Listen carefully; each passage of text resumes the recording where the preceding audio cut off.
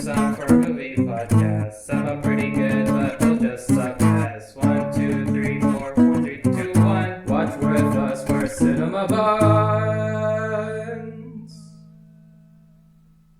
Let's go!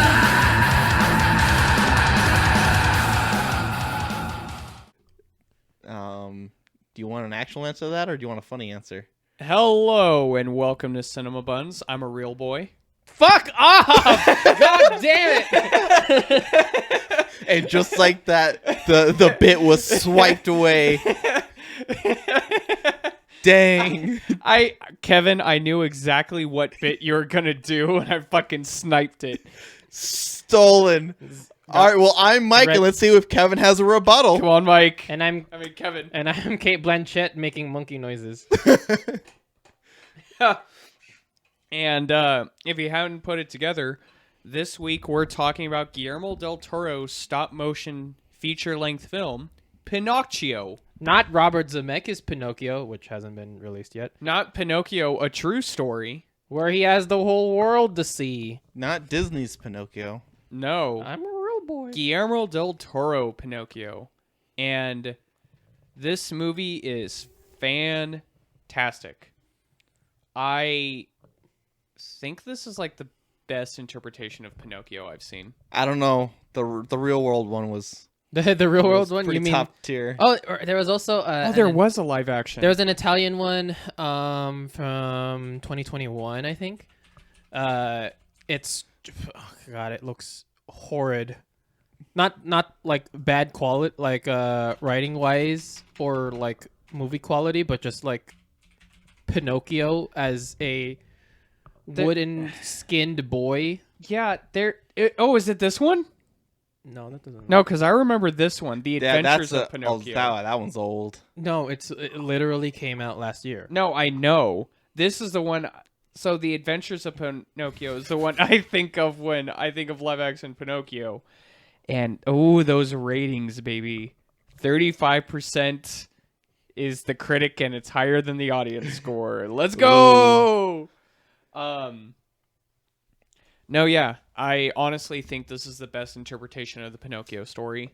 I guess let's talk about, like, non-spoiler, even though it's Pinocchio, but... I mean, like, how closely does this tie to the original material?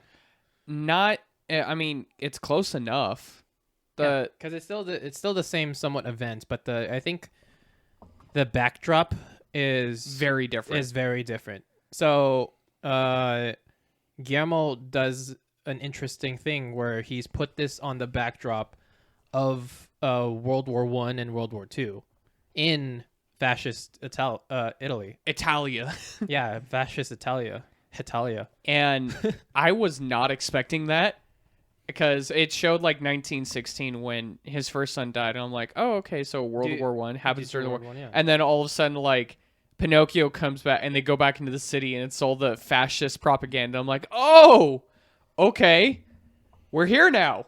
Yeah, it gone over like a good, how many years? I mean, Like 20. Yeah. Yeah, because I thought it was only one decade, and then I was like, whoa, we're already in World War II? Whoa! I mean, like, because you never, depending on who you are, it's like almost impossible to fully get over like the loss of your son or what have you. Yeah, see, that's why I was like crazy. Like, man, time flew. I don't know exactly when Mussolini took over, and because I thought it was all just World War II. No, because the movie starts off in 1916. That's Does World it? War One. Yes. I completely missed that. I thought It literally says 1916 on Carlo's gravestone. I thought that was when he was born. That's when he died. No, I thought it was 1916 to, like it was like 1920 something. No. I don't think so. I gotta check the. Either the facts. way, the biggest thing that sets us apart from other Pinocchio movies is it is stop motion, and it is beautifully ugly. in collaboration with the Jim Henson Company. Yes, I did not know Jim Henson helped with this before we went into the movie, and that did surprise me slightly. Usually they're puppetry and stuff, but I guess it's not really a big leap for them to move to stop motion. I think they probably did a lot of the character work. Like and- character design. like and design stuff, and just yeah. like the actual physical building of figures and characters. I could see If, that. if anything, that's probably it.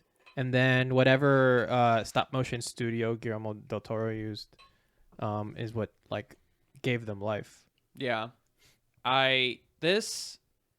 The stop motion style used in this movie, it reminded me of another stop motion movie Fantastic Mr. Fox. Mm-hmm. I don't know why the style of this movie strongly reminded me of that movie. Just, it's like, how to describe it? Because like Wendell and Wild had a much cleaner like stop motion style, and this one it's I'm when I say cleaner, I'm not saying it's better. This style felt more like it was very obvious they were interacting with like real world things just scaled down for them. It's hard to explain. It just feels dirtier, grimier, and more like tactile. It's very his style. Guillermo del Toro. He has a specific style, and it is injected with a syringe into everything he works on, and I love it. The stop motion as a medium has like progressed so far that it's almost impossible to tell if it's like 3D animated or not. Because like you can't, because like there's like a metric you can use by like watching liquids or basically the water. Yes. Like how do they animate that? And how do they come across as like water? Like in the old days you would just have like kind of a blue surface, and then you would put like cotton or whatever to make like the splishy splashies. Yeah, this one it's Because like you would need a way for it to freeze in midair in order to capture it and then like animate it and like whatever. Usually they'd have like the white water on top with the movement, have that be some form of like clay Yeah. or something that they can do what you said, kind of make it freeze and whatnot. like this and Wendell and Wild have such the frame rates are so like just much higher than regular stop motion pictures that I'm used to seeing. Because like I think the last one I really remember seeing is Isle of Dogs, and Yeah. even in Isle of Dogs it's very obviously stop motion. Like there's cotton and like fuzz used in places of like explosions and smoke and stuff. Yeah. And the frame rate is like intentionally low Yeah, that you can like you can see it. Except for that sushi scene. That was a crisp 24 frames. I don't think it was I don't remember it being a crisp 24 frames, but I do remember It just felt like it because it was so. but like, like it was super animated. Mhm. Like something was happening every single frame. Something I mean, there was one scene in this movie in particular where Spazzatura, the monkey helper, Kate Blanchett monkey. yes, is running back towards the carnival owner and is going through the carnival, and there's so many moving parts and everything, and it's like, holy fucking shit, how long did it take him for this one scene? yeah. Because there's so much moving parts, so much activity, and like nothing felt cheap. But they did I did notice they used a lot of matte painting Oh yeah. in the background Yeah. to kind of fill things out. I think that looked nice though. It looked nice. It never felt cheap. Mhm. But and the scenes that they did do, like towns and stuff, it felt like a full town set they were using Right. in order to build this scene. So it never felt like they were just like, okay, we only have a 4-foot by 8-foot area to work with at all times. We can't exceed that. No, they were very flexible with a lot of their stuff, and I love the voice work. Oh yeah. Voice are really good. Yeah, Pinocchio looked good. I thought this was gonna be a horror film at first. Not gonna lie to you. I mean, when you first see the angels, Yeah. the biblically accurate angels. no, before that, spirits The of the spirits? forest are just floating eyeballs. Oh yeah. Were yeah. they eyeballs? I thought they were mouths. No, they No, were they were eyeballs. eyeballs, and I then thought those they were like the weird worm mouths thing. Nah. And I was The like, those are the doom teeth, worms. and I was like, those are creepy. Nah, those are eyeballs with irises, and then Okay. they form together to form the Tilda Swinton angels, Yes. which are as close to biblically accurate as you can before your brain explodes. and before you're frightening the very children that are watching this movie. Yeah, Um, because I was looking for. I was like, all right, where's the weird thing Guillermo del Toro is gonna have in this movie? Where is it? And then you see the angels. I'm like, There it is. there it is. Found it.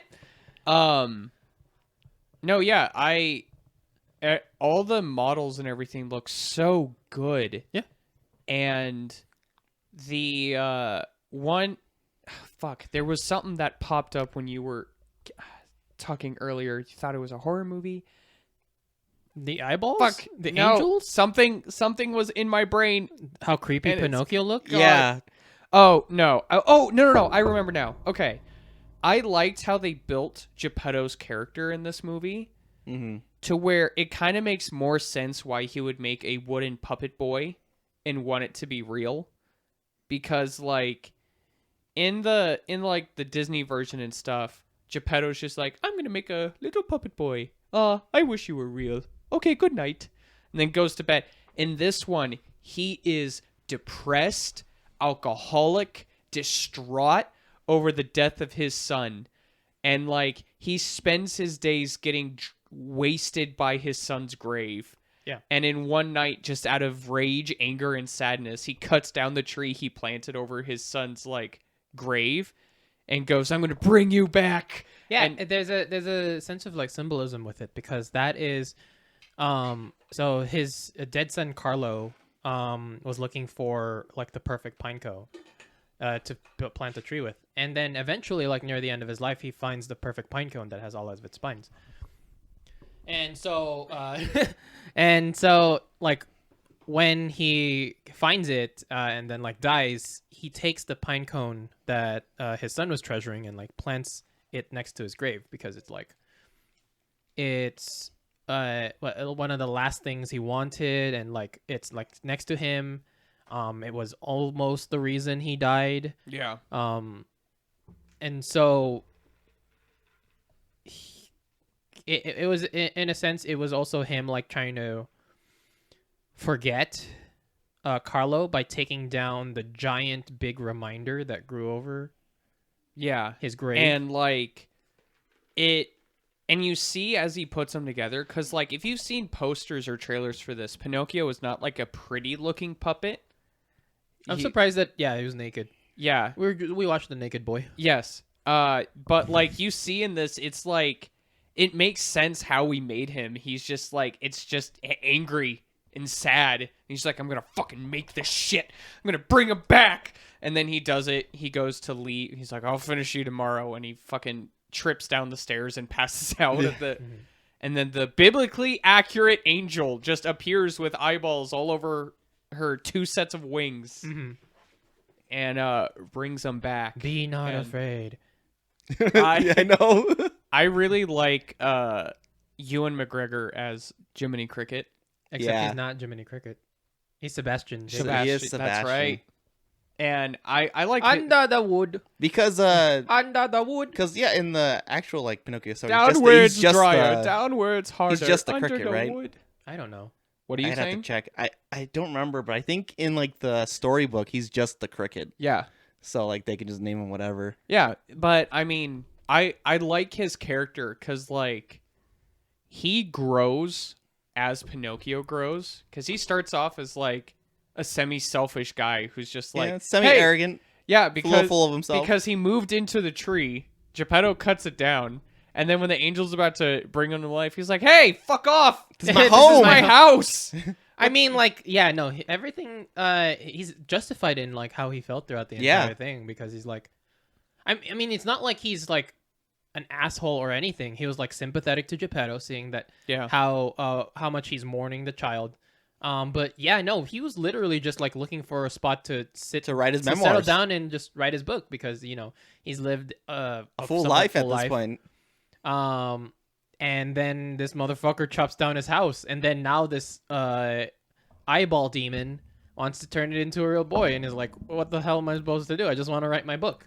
Yeah, but then the angel's like, "Hey, if you help Pinocchio become a good boy, and help Geppetto, give then you I one will wish." give you any wish." And he's like, "Okay, I'm in. sure." And There was no cricket in True Story, right? there was not. It was instead John Heater as the horse. Yes. A bold choice indeed. Mm-hmm. But no, the rest of the movie I think plays out really well. You get because I mean, there's the major story elements. There's the carnival. There's like his kind of argument with Geppetto and The whale. the whale, which in this is a dogfish. Yeah. And his exploration, but like every element they introduced as a possible opposition to Pinocchio, I think they used very effectively to teach him a different lesson. And nothing felt forced, nothing felt like disconnected or like choppy. Everything flowed together really well. I never felt like anything was forced in or just like, okay, this lesson's done, we need to move on to the next one. I felt like everything progressed in a natural way. I don't know. It seemed because like there are several moments in the movie where Pinocchio just kind of gets like taken and put into a new setting, right? Because he's like he's suddenly in town, he's suddenly in carnival, he's suddenly in boot camp, he's suddenly in war. I mean, I think they transition pretty well, though. I mean, there's reasons for each And he's suddenly in moment. hell. Yeah.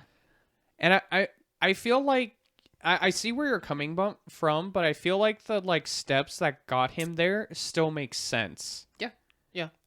There were a couple scenes that I felt stayed a little longer than they probably should have. But most of it, I was just intrigued more on the world and just everyone's reaction to the puppet. Yeah, which is actually interesting. It's a surprising reaction to the puppet because like you think it would be like a Beauty and the Beast situation. Do you want to just raise your volume because I'm talking? Yeah, No, he no, sounds no. fine, my Oh, guy. does he? Yeah. Oh, I don't Yes. know why. Okay, my bad. Okay, go on. Yeah. Oh my god, yeah. Never mind. My bad. Okay. So because like you'd think it would be an Iron Giant situation, a Beauty and the Beast situation. Where he'd be ostracized. Kill the monster. Right. No, I mean they like were like that at first. well, also Well, because he's in kind a of. church. Yeah. So fucking Geppetto like is just praying at church, and then Pinocchio comes in like, "Hey, look at me, I'm your son." And then everyone's like, "Oh my god, what the fuck is that?"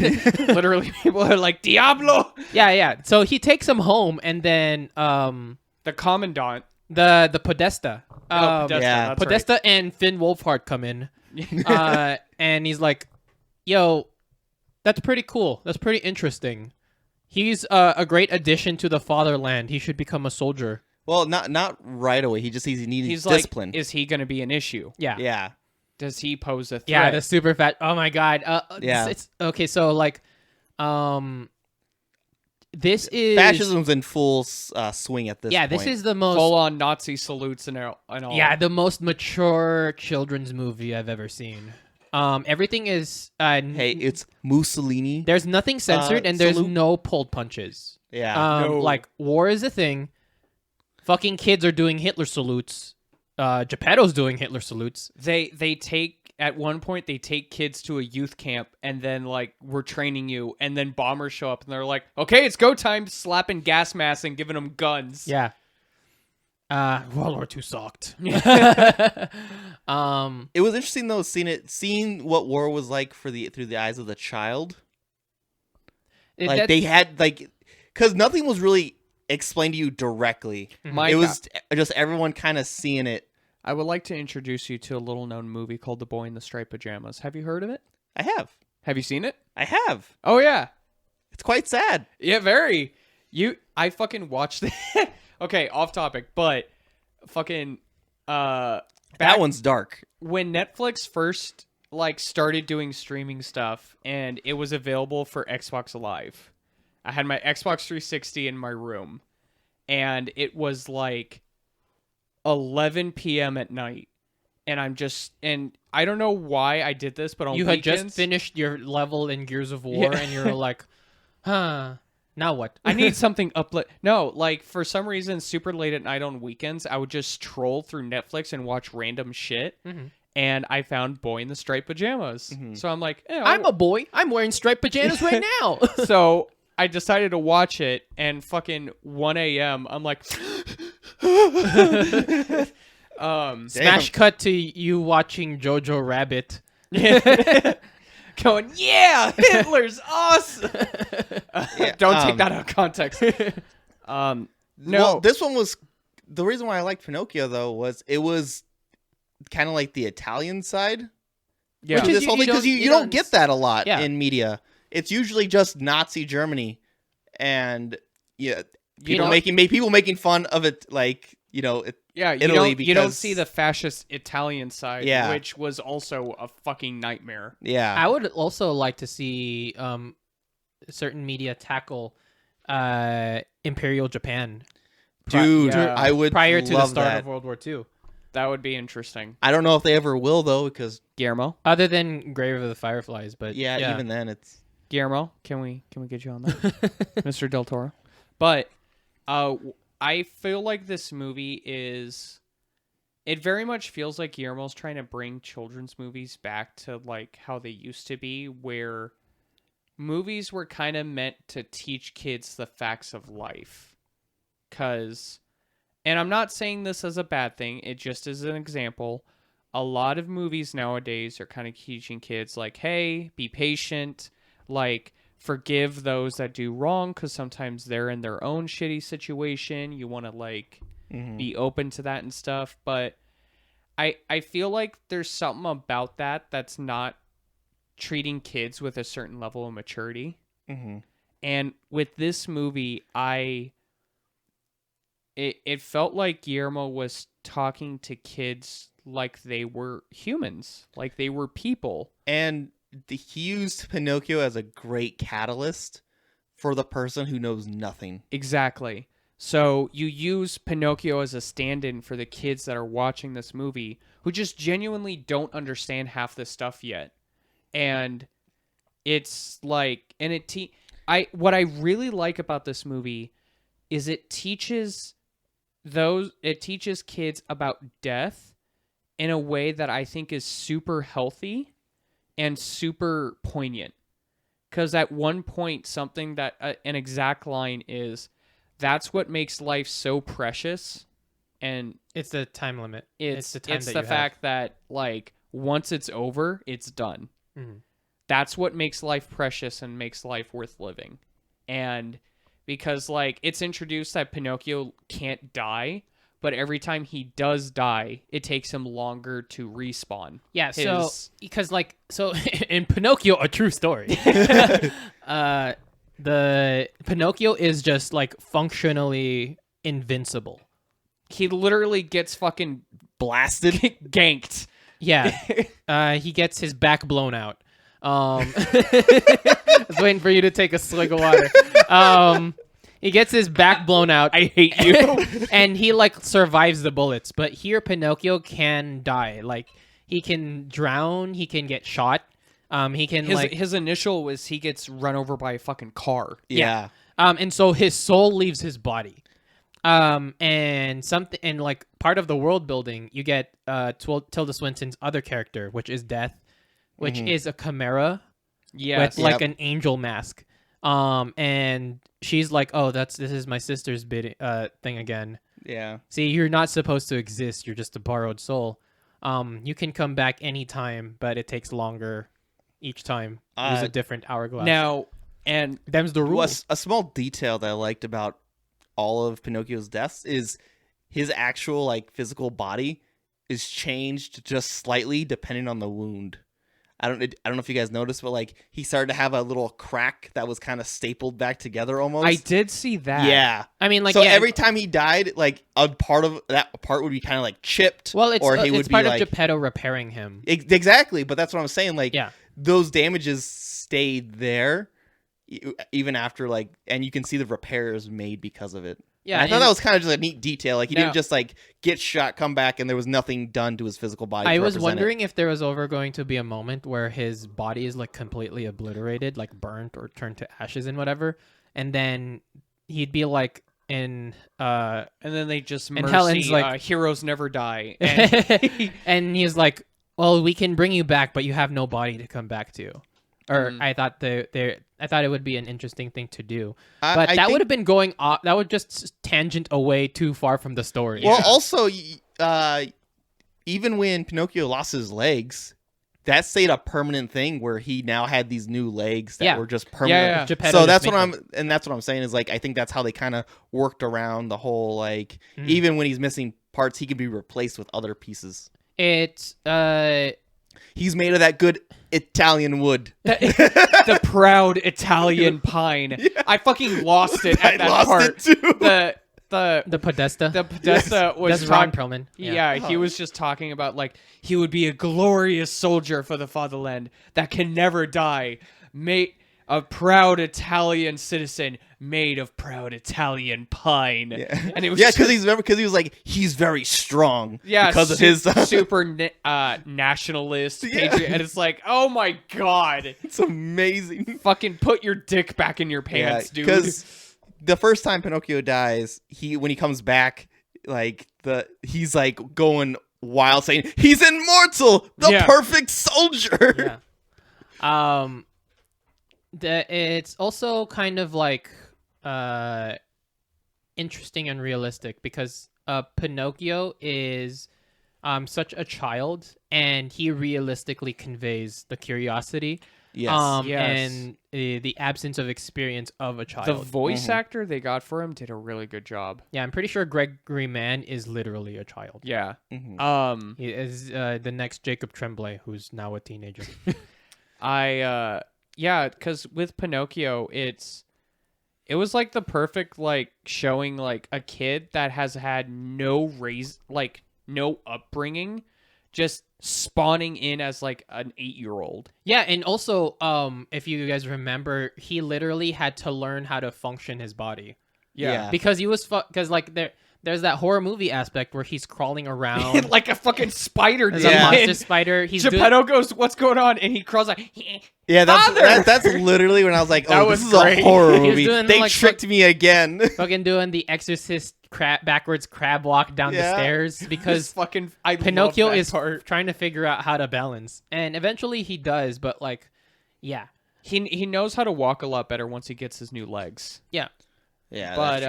'Cause But they're he stronger. also exhibits like the kind of just like tendencies and the logic that children Like have. every time he finds something and he finds out what he does, he just immediately starts doing it. Like, wow, this is fun, not understanding the fucking mess and mayhem he's causing. yeah, He like, doesn't understand the consequences yet. and Yeah, stuff like that. he literally doesn't understand that stuff. And like Geppetto throughout a big chunk is like, why can't you be more like Carlo?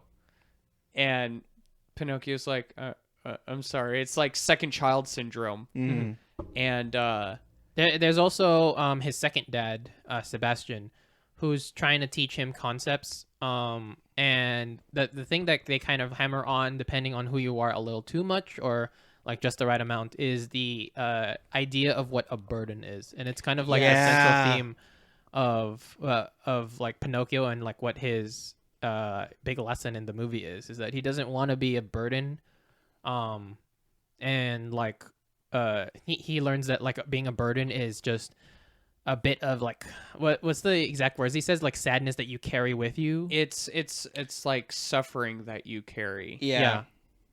And it's something interesting because the biggest theme in this movie is not only like just life and what constitutes someone to be a person, Mhm. but it also goes more into the like deep effects that life and death have on those that are left over.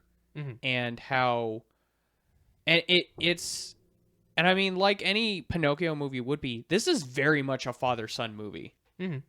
And it delves into those relationships really interestingly. Like, there's a specific part where Sebastian literally says, like, there are some times where parents will say something that they think they mean at the moment, Yeah, no, I but love that realize line. later they never meant it at Yeah. all. Yeah. And it's like, it's such a good way to just like approach like depression and like anger and stuff like that, of like, you know, people say things that they don't always mean at the moment, but they just say it because it like gives them that immediate catharsis or something, but like they grow to regret it later. And it just kind of, it's a very interesting way to teach almost like emotional intelligence Yeah.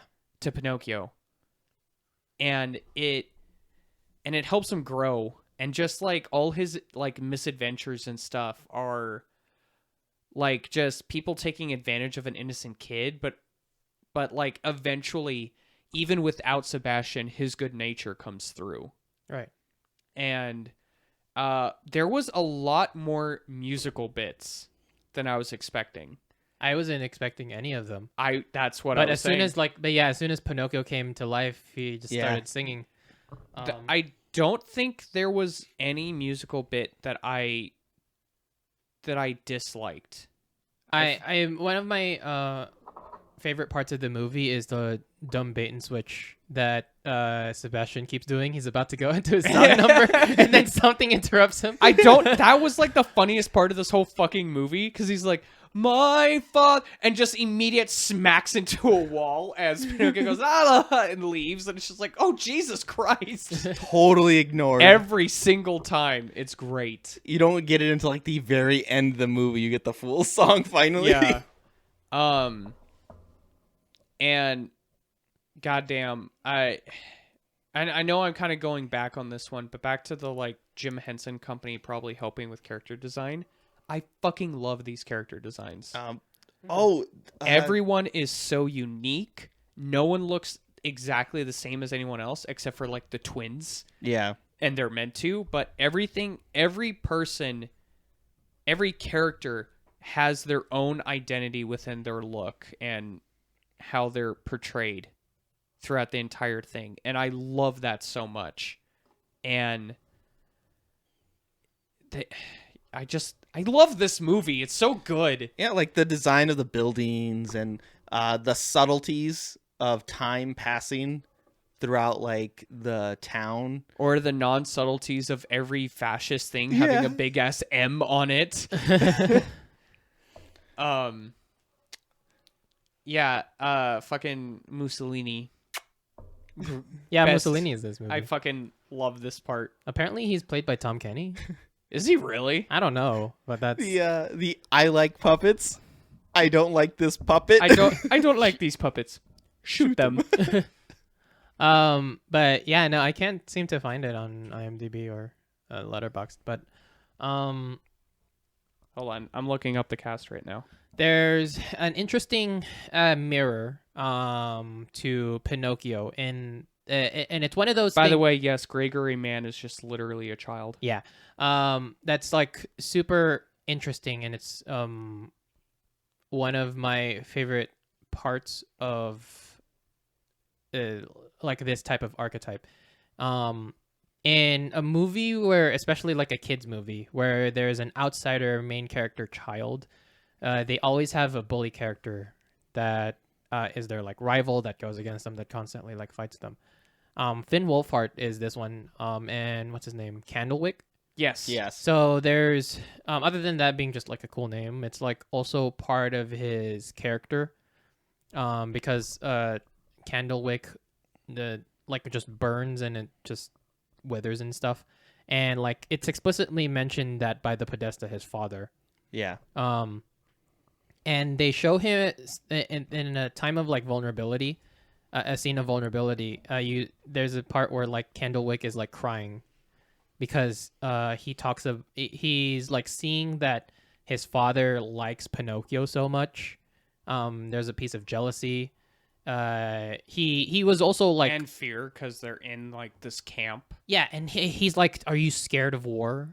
And he's like, "No, because like that's my father says that people who are scared of war are cowards, and I'm not a coward."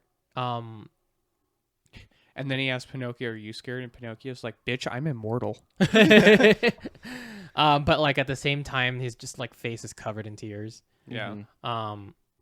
And then they have like that heart to heart, and then they eventually become friends during like the paintball, Yep. the paintball battle.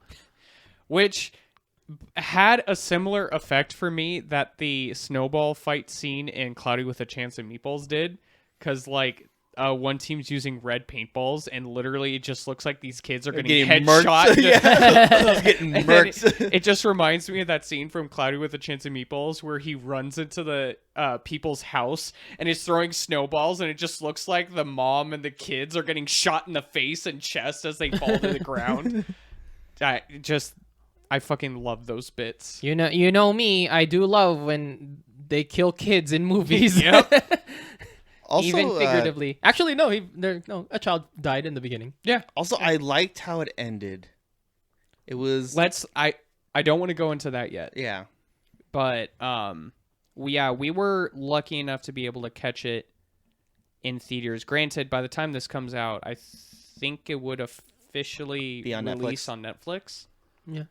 But yeah, we were lucky enough to catch it in theaters during its theatrical run, and I liked watching it in theaters.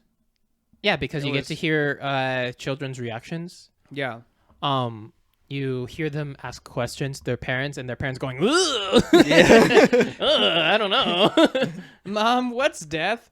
Watch the movie. Watch the movie, kid. Shut up. Keep your eyes forward. Is that what happened to Auntie Tina? Oh, okay. You want some popcorn? But I think that's good. Like, these are questions That's exactly. yeah. I like movies that treat children like people. Mhm.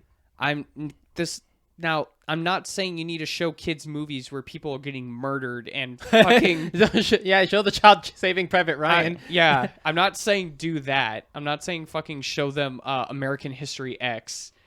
I'm just saying like you can't like there are subtle ways to approach these subjects with kids Mhm. and to educate them on it in a way that doesn't make them feel childish or stupid, Mhm. but they can still feel good about the lessons they're learning.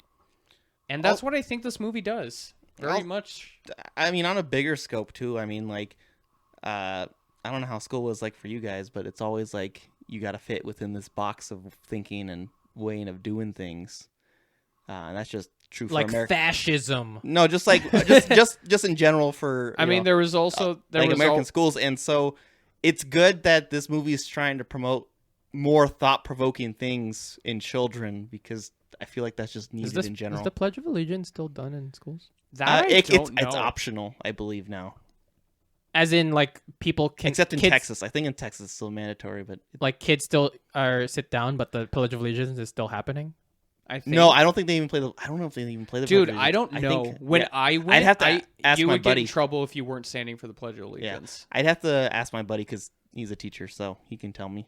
I Yeah, think- but it's a But private is it- school. Yeah. I was no, about no, to he's say. in a public one now. Oh, he is. Yeah, Oh yeah, because the private school he went to like collapsed in on itself. Okay. kind of, sort of, a little bit. Yeah, it's falling the apart. kids took over. It is a They coup. discovered their power. it is a money pit, is what it is at this point. Yeah. But anyways, Is there anything else you guys have? Because I mean, we talked about the acting, which was fantastic. Mhm. The visuals are great. the music and music the is- atmosphere was amazing. Yeah. I thought it was like super interesting that they never explicitly mention religious figures. yeah. Not at all. Because Yeah, well, I mean, they show them. They show them, but they Jesus is very much on this cross. Yeah. And Geppetto is very much working for the Catholic Church. There's also literally a scene where Pinocchio imitates Jesus on the cross. Yeah. Yeah, and the it's thing T-posing is- on the haters. Yeah. But like that's just a kid thing to do, though. Oh no, I fucking love the part where Pinocchio goes, "Why does everyone love him? But He's nah. made of wood, but they hate me." Yeah. And I was like, oh my god! I was like, oh my God. How brave. I think all three of us, when he brought that up, we all went, Oh shit! He's asking the real questions here. Let's go. Let's do this. But there's a you know. and we're all just like, answer him, Geppetto. Also, like, No, he did kind of cop out and not answer. well, yeah, He talked without explicitly saying like that is Jesus Christ, Pinocchio. Yeah. He died for your sins. He's the yeah. Son of God. Yeah. what? But there is somewhat of a sacrificial allegory. There's an altruistic allegory to it because after Pinocchio Wait, hold on a second. He gets hit by a truck, he gets isekai'd to hell. and then There's a point when he gets After 3 days, he respawns. Yep. Okay, And then he sorry, has I a Last was- Supper. Okay. sorry, I was just count all the times he died. yeah, I was counting how much he died, and I mean, you Was could there al- ever a montage of him dying? no? No. So Oh. you're assuming that the times he died are what you saw, and Yeah. I think your allegory thing for that is matching to a certain degree. No, well, no, that's not what I'm talking about. I'm talking about how, like, other than yes, it's No, I'm saying he's Jesus. yeah, yeah. In kind of roundabout way, but like it's not a straight allegory. He's not fucking Aslan, right?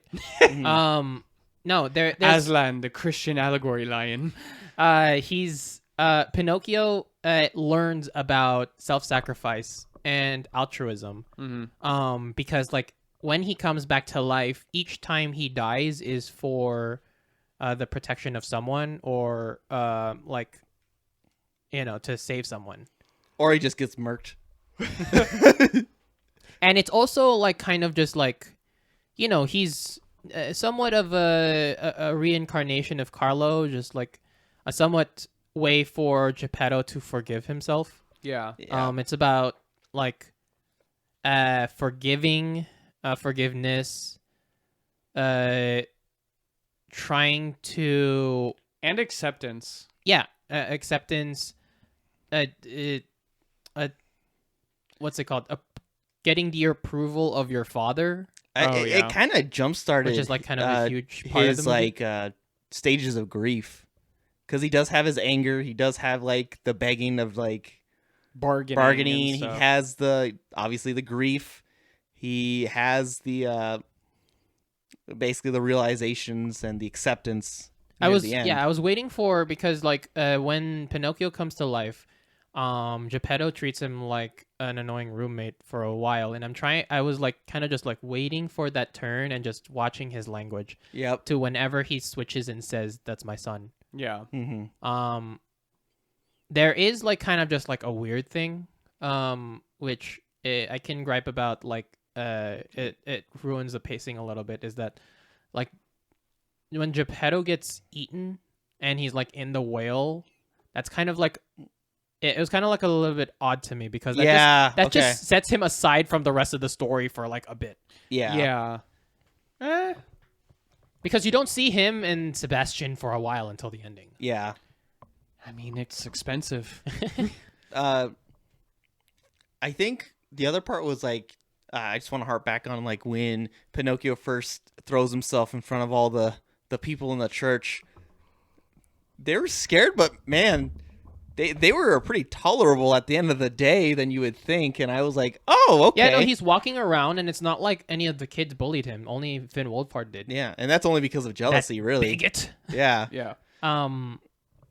Everyone else was like scared and being like a demon, but then the priest was like, or the father was like, nah. Like, hold up, just get him out of the church. Just get him out. We need to deal with this slowly, and having your demon puppet boy dance in front of the congregation is not gonna solve that. Yeah. I was like, wow. All right, guys, good quality steps. You're like, yeah, I can't say you're wrong. Yeah, like, damn. All right. I was expecting the pitchforks already and everything, and I was like, oh no, they're just like, what the heck? Yeah, it was very brave to have Kate Blanchett be Monkey. Mm-hmm. And okay, so Kevin, when you told me that, I think we talked about this. I swear to God, I thought you were saying she was literally just there to make the monkey noises. Yeah. And then I remembered, oh yeah, there were parts where like It was only one scene where she talked. no, there was two. There was two. Because it was the initial time when like he first was at the carnival, and then there was the other time when he was getting exhausted practicing. Mm-hmm. What do you mean? When the count guy kept making him, no, you don't get to rest. Keep practicing. Yeah. Keep He's practicing. like, you keep got practicing. 3 minutes to rest before we start again. And then the puppets came down again. Mm-hmm. Yeah. But no, I just imagine Kate Blanchett, just celebrated actress, going into a microphone. I think she it would be a welcome break for her. Oh, She probably would. she'd have, be down for it. just like, yeah, no, totally. It's like Brad Pitt fucking just showing up for 1 second in Deadpool 2. Yes. Easiest like money he's made. Yeah, and I think that's as far as we can go as far Without as... spoiling Yeah. it. I mean, yeah. I don't want to... So you're saying that does Pinocchio become a real boy? Don't tell them. It doesn't end in the way that you think. It It does doesn't. not. And I love how it ended. Yeah. Yeah, I want to talk about it, but I wanted to know if we're actually going to even do it for this podcast. I say or let's not. I Okay. want people to watch this 100%. And Watch it with your kids. And get ready to answer those big questions as your Yeah. child wide eyes you and just starts asking. no, And then you bring out the belt because you don't want to answer the questions. I also like this. who let you talk? I also like this movie's interpretation and discussion of what makes you a real boy. Mm-hmm. And it's great. But I mean, we've pretty much said it multiple times, but recommendations, highly recommend, watch it with your family, just like Kevin said. If you can, catch it in theaters. If it for some reason it's still showing, see it in theaters. 100% worth it. What about you, Mike? Go see it. It's a good time. Even if it's on Netflix, still a good time. Yeah, I mean, like, I don't think there are a lot of people watching it in theaters in the first place. It's just there for Because the... there weren't a lot of people with us. Well, it's kind of also- like Bird Box when it was kind of Well, out. it's a and- limited release. Netflix isn't going to pay for a wide release. They just want to have it out there so it can be considered for the Oscars. Mm-hmm. It's- Because you know someone needs to compete with Disney. Yeah. I can almost guarantee this will get nominated for Best Animated Feature. I'm trying to think of other movies that would be nominated this year. Because I think you said Lightyear, I think that's going to be the which Disney, is likely. That's the- going to be the Disney one. because it's always every Pixar and every Disney animated movie. So, God, what they haven't Disney Animated Studios hasn't released a movie yet, right? I am not Wasn't sure. Lightyear technically? No, that's a No, that's Pixar movie. Pixar. That was okay. That's the Pixar movie, but I don't think they've released one yet. Since Wait, wasn't- Encanto? Oh yeah, that's right. Wasn't I think their next one is Elementals? Yeah, it's Elementals. Yeah, that's not out yet. No, that's Pixar's. No, Strange World is the next. Oh, that's right. uh, Strange World is the next one. Oh shit! I think it's coming out. Yeah, literally like this weekend. No, So there's it's another one. probably gonna be nominated. Fuck. Okay. I don't. Yeah. Dude, So if- I think if- that's within time limit. So Strange Worlds and Lightyear are going to be the Disney nominations because Didn't they Minions come out this? Minions movie come out this? if Yes, it Minions did. gets nominated. I But- think Bad Guys is going to. Oh, get Bad nominated. Guys! Oh, I Yeah. could see that getting And nominated. I'm hoping that we get a Spider-Verse situation where it's like, no Bad Guys wins. We're not gonna keep giving it to the Disney thing. Did you guys watch Bad Guys? Why not just give it to Pinocchio? Did you guys watch Bad Guys? Yeah. Guillermo del Toro needs more awards. Give them to him.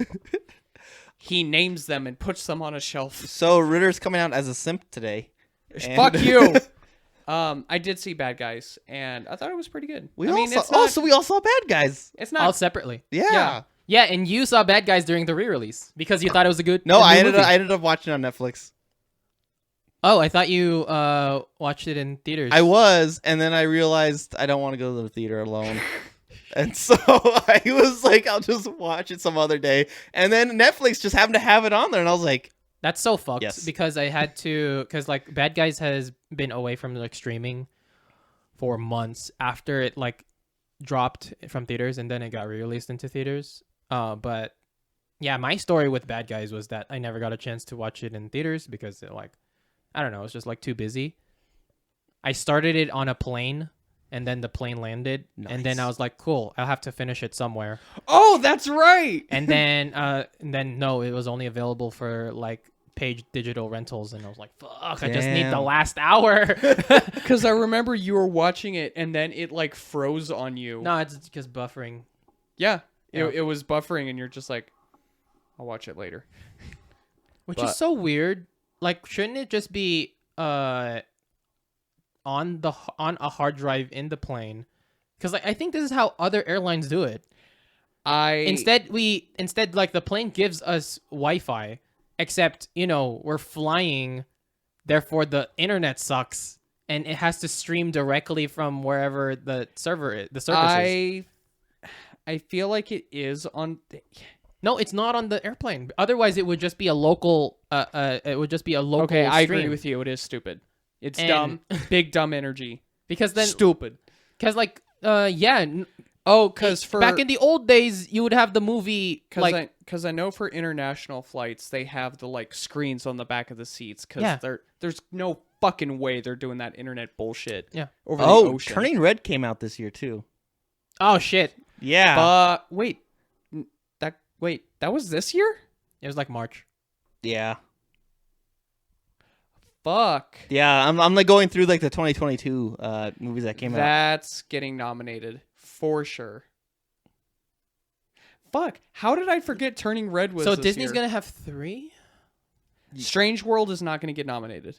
You don't I'm think so? calling it now. I really wish. No, but I think it's within the time limit. You know what? I No, wish. no. It's within the time limit. It's not going to get nominated. I'm I'm calling it now. I wish Sea Beast would get a nomination. It's not. It's not going to, but I wish it would. I would rather Pinocchio than Sea Beast. I mean, But That's no, a given. because if Disney is going to put its money on any of the movies to get nominated, they're going to do Lightyear and they're going to do Turning Red, because those were their big. No. Does Sonic 2 count? That's not animated. I mean, but they are animated. The movie isn't animated. Wait, no. What category is this? Animated feature. Oh yeah, right. Oh, okay. Because by that logic, then Avengers should have gotten a Best Animated Feature nomination. I mean, I feel like they just throw it in there just to throw it in there. Kevin, you gave me a strange look when I said Lightyear and Turning Red were going to be there. Oh, Turning Red wasn't released in theaters. No, you're right. Yeah, because Disney doesn't care. Right. That's right. Turning Red was a Pixar. Fuck, I forgot. Yeah, no. This Damn. was back when Disney was cucking Pixar and making sure none of their movies went to theaters and just straight onto their platform. That's brutal. I forgot about that. Damn. No, wait, because No, there was no. I remember it was just. Remember, promoted Soul on- never released. Yeah. but it did get nominated. Did it? Yeah, Soul received a Oscar nom. Hold on, let me double check. I'm almost positive it did. I'm not saying that it's a requisite that it needs to release in theaters. No, but that is a requisite for the Oscars. To It has to have a theatrical release to be considered. Yeah, that was like one of their Yeah, requirements. best original score, best animated feature, and best sound. It did get a theatrical release. Yeah. I thought because it did. it released in theaters and on streaming. no, because what's it? Because we were still in lockdown. I don't know what to tell you, but literally it is a prerequisite Maybe they for made it- Oscars that it has to have a theatrical release. I don't could think have it made released in they, theaters, They dude. could have made an exception for that year because it was lockdown. Maybe Yeah. they did just such a small release just to barely qualify. Because some of the movies, what they'll do is they'll literally release it in like 20 theaters in like California and some random parts of the U.S. Did fucking Luca get nominated for anything? Because that was also part of the Pixar cuckening. Like, as far as I can tell, Lightyear was the first Pixar movie that was out of prison.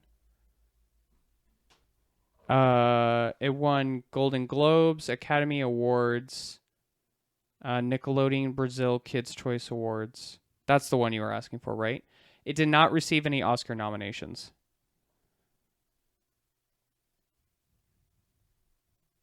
So, yeah, and Luca. But wait, it says Oscar nominee here. Oh, best animated feature. No, it didn't need to release in theaters. Luca never came out in theaters because it's part, and Soul never came out in theaters because these are part of the Pixar cuckenings. Weird. I swear that's it. It doesn't matter. But hey, Go watch Pinocchio. That's Pinocchio. Go watch Pistachio Espresso. And then watch the True Story, and then watch the Italian live action movie that came out last year. So you can see the whole world to see. And then watch the Robert Zemeckis one whenever that comes out. Yes. I'll also look up fascist Italy and about the Pinocchio story. You know what? You'll see photos. You know what? Read articles. Go down that. You go can down find that us at Twitter at Bun Cinema and on Patreon. You can find us on Stormfront. I'm Ritter. Kevin, take off your tinfoil hat. No! Elon Musk was right. No! They're censoring us on Twitter. Kevin, shut up. Just suck ass. 1, 2, 3, 4, 4, 3, 2, 1. Watch with us, we're Cinema Buzz.